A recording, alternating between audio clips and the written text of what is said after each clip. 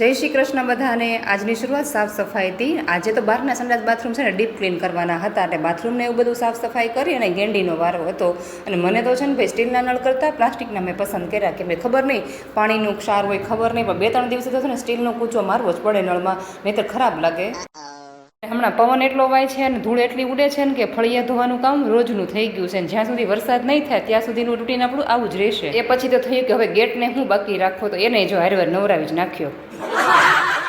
અને હવે આ કપડાં ધોવાના હતા, અને આજે કપડાં હાવ ઓછા હતા એટલે જ આ એક્સ્ટ્રા સાફ સફાઈ કાઢી હતી। એ પછી બધું કામ પતાવીને ફ્રી થયા તો અમારા બેન પણ જો ઉઠી ગયા હતા અને નાઈ નાખ્યા હતા, અને હાથમાં ભાખરી અને ટમેટાની ચટણી આવી ગઈ, અને મારા હાથમાં મુખવાસ આવી ગયો। ખબર નહીં કેમ પણ ત્યાં ટાણા વગરનું ખાવાનું મન થઈ ગયું।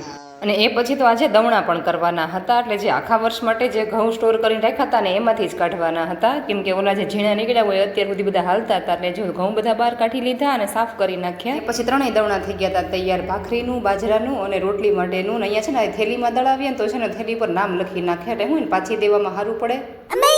એ પછી મારા હાથમાં જૂનો ખજાનો આવી ગયો, ને એમાં તો જે વાસણ હું વાપરતી નહોતી અથવા તો બહુ ઓછા ઉપયોગ થતા ને તો એવી બધી વસ્તુ હતી, અને ફરી એમાં જોયું તો પાછું એક જબલું નીકળ્યું। ને એમાં તો મેશ્વાબેન જ્યારે નાની હતી ત્યારે સેરેલેક એણે છે ને બહુ જ ખાધા છે, એની છે ને એક્સ્ટ્રા બધી ચમચીઓ હતી, અને હવે આ બધી વસ્તુને આ ડોલમાં ભરવાની હતી। હવે આપણે આ વિડીયોનો પણ છે ને અહીંયા એન્ડ જ કરીએ છીએ, નહીંતર છે ને પાછો બહુ મોટો થઈ જશે અને તમને જોવામાં પણ છે ને મજા નહીં આવે। તો બસ આજના વિડીયોમાં આટલું જ, મળી આવતીકાલના એક નવા વિડીયોમાં।